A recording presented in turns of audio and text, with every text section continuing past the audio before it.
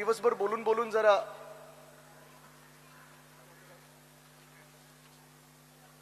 असो, होईल तर होईल, बघू. एक जे आपण हा विषय मांडत आलेलो आहोत, सातत्याने मांडत आलेलो आहोत की घरांचा प्रश्न, घरांचा प्रश्न, घरांचा प्रश्न. हाच घरांचा प्रश्न 2 मिनिटं थांबूच, मला वाटतं जरा.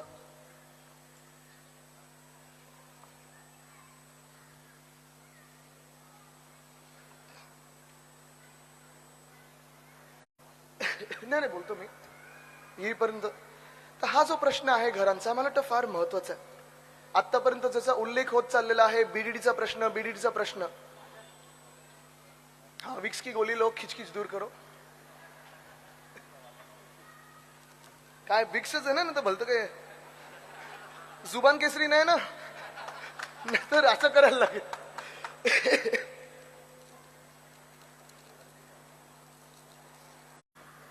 तर आज जे आपण आमदारांकडून काम ऐकलेलं आहे, ह्या पुढे जाऊन जो आपल्याला काही घरांचा प्रश्न सोडवायचा आहे, तो मला वाटतं फार महत्वाचा ठरतो.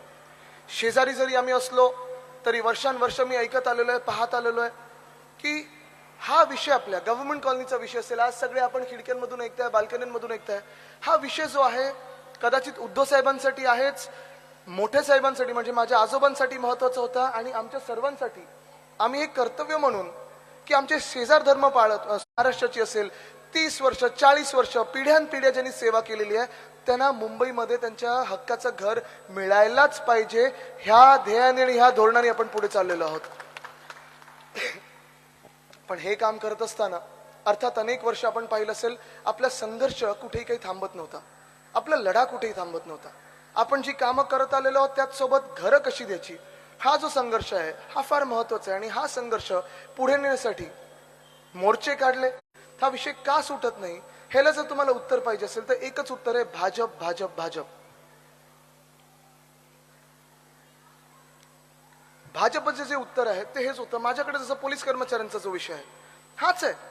पोलीस कर्मचाऱ्यांना देखील 30-30 वर्ष सेवा करूनही जर घर का मिळत नाहीयेत, तर घर एवढ्यासाठीच मिळत नाहीयेत कारण जेव्हा आम्ही मुख्यमंत्र्यांकडे गेलो तेव्हा त्यांनी मला सांगितलं, आदित्य जर आज ह्या पोलीस कर्मचाऱ्यांना आपण घर दिलं तर दुसऱ्यांचं काय, आपल्याला सगळ्यांना घर द्यायला लागेल.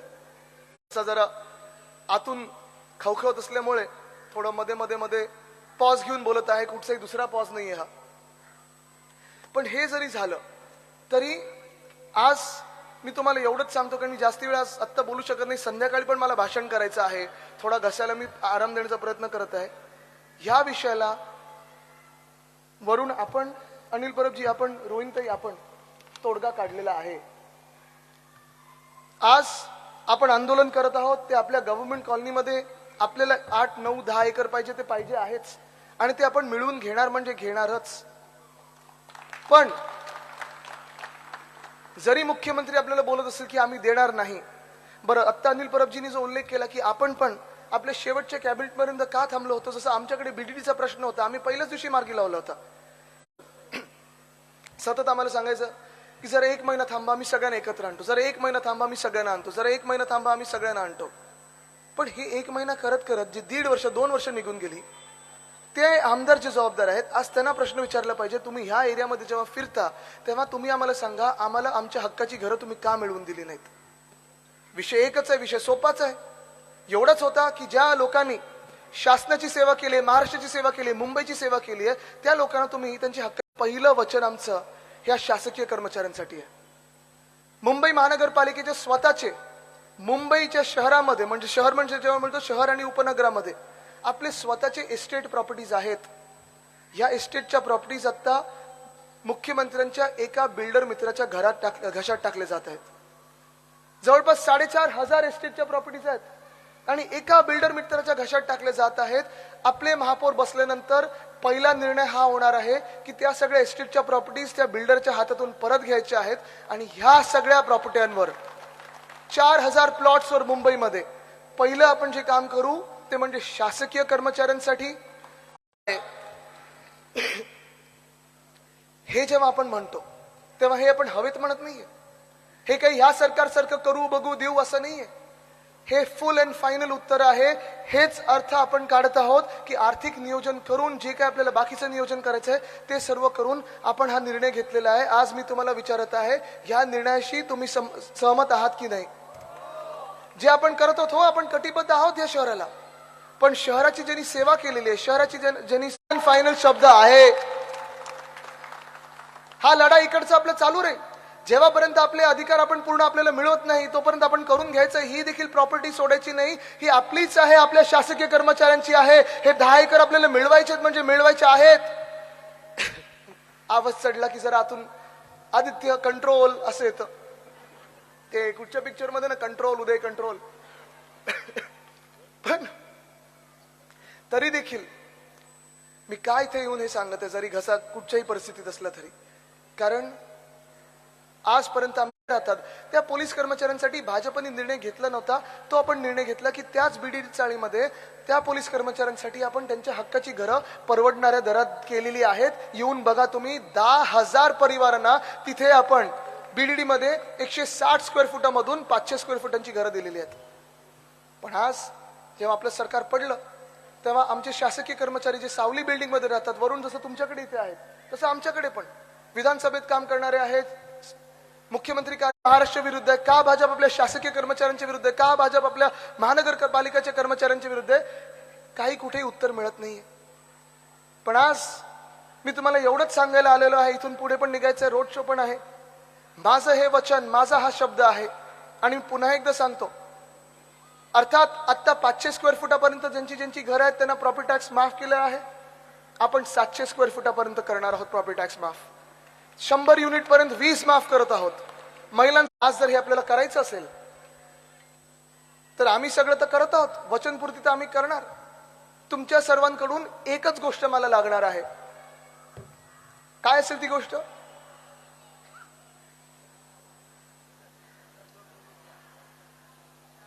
काय असेल ती गोष्ट? नाही, बाकी काही नकोय. ते आपण भाजपवाल्यांसारखे नाही होत मागायला काही बोलतं. टेबलाच्या खाली काही नकोय. मतदान पाहिजे, तुमचं मत पाहिजे. एक मत म्हणजे एकच मत नाही, एक मताने आपल्याला मतदान झालं पाहिजे. पण एक मत जे मी सांगत आहे ते एक मत कुठच्या चिन्हाला आलं पाहिजे? कुठच्या चिन्हाला आलं पाहिजे? अशाल पक्की माहिती आहे ना, ठरवली ना? ताई किती नंबरवर आहात तुम्ही? बघा, आपली 2 नंबरची कामच नसतात. रोहिणीताई, मला वाटतं तुमचा विजय पक्का आहे. बसा बसा, तुमचा विजय पक्का आहे. तुम्ही नगरसेवक म्हणून जिंकून येणारच आहात. पण सगळ्यात पवित्र काम आपल्या मुंबईसाठी राहील ते म्हणजे आपला मराठी टक्का टिकवण्याचं जे काम आहे. शासकीय कर्मचाऱ्यांचा पूर्ण जो एक मोठा वर्ग आहे, आतापर्यंत ठीक आहे ना, आपण जेव्हा जेव्हा त्यांच्याकडे जातो, आमदार म्हणून आम्ही जातो किंवा तुम्ही गव्हर्नमेंट कॉलनीमध्ये असाल किंवा गव्हर्नमेंट ऑफिसमध्ये असाल, कुठच्याही ऑफिसमध्ये जाल, आपली कामं करून देतात, आपल्याला मदत करत असतात. आपण आता कटिबद्ध राहिलं पाहिजे. आपण वचन त्यांना दिलं पाहिजे की होय, तुमचं मत आम्ही फुकट घालवणार नाही. तुम्ही ज्या विश्वासाने आम्हाला मतदान कराल त्याच विश्वासाने वचनपूर्ती करू. आणि तुम्हाला कळेल की हा आपल्या सरकारचा पहिला निर्णय हाच असेल की तुमच्या घरांचा विषय आम्ही मार्गी लावणार म्हणजे लावणारच. आज हा शब्द देतो आणि तुर्तास इथे थांबतो. धन्यवाद. जय हिंद, जय महाराष्ट्र, वंदे मातरम. धन्यवाद साहेब. शासकीय कर्मचारी आपले स्थानिक यांच्या वतीने आदित्य साहेब ठाकरे यांचा इथे सन्मान होत आहे. त्यानंतर शिवशक्ती युतीतील सर्व पदाधिकाऱ्यांना सुद्धा मी विनंती करतो की त्यांनी सन्मानाने आदित्य साहेब यांचा सन्मान आपल्या हस्ते करावा. न्यू शासकीय वसाहतीतील सर्व कर्मचारी यांच्या वतीने, त्यानंतर शिवशक्ती युतीतील सर्व पदाधिकारी यांच्या हस्ते सुद्धा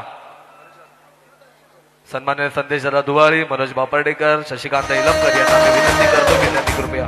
पक्ष आपला ठाकरे, चिन्ह आपला ठाकरे, आन बान शान ठाकरे. पक्ष आपला ठाकरे, चिन्ह आपला ठाकरे. त्यानंतर शिवशक्ती युतीतील सर्व सन्माननीय पदाधिकारी यांच्या हस्ते इथे आदित्य साहेब यांचा सन्मान.